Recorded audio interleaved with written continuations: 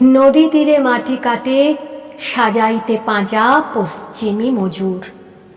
তাহাদেরই ছোট মেয়ে ঘাটে করে আনাগোনা, কত ঘষা মাজা ঘটি বাটি থালা লয়ে। আসে ধেয়ে ধেয়ে দিবসে শতেক বার। পিত্তল কঙ্কন পিতলের থালি পড়ে বাজে ঠন ঠন। বড় ব্যস্ত সারা দিন। তারই ছোট ভাই ন্যাড়া মাথা কাদা মাখা, গায়ে বস্ত্র নাই।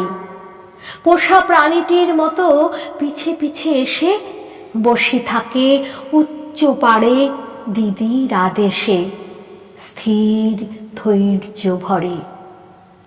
ভরা ঘট লয়ে মাথে, বাম কক্ষে থালি, যায় বালা, ডান হাতে ধরি শিশুকর।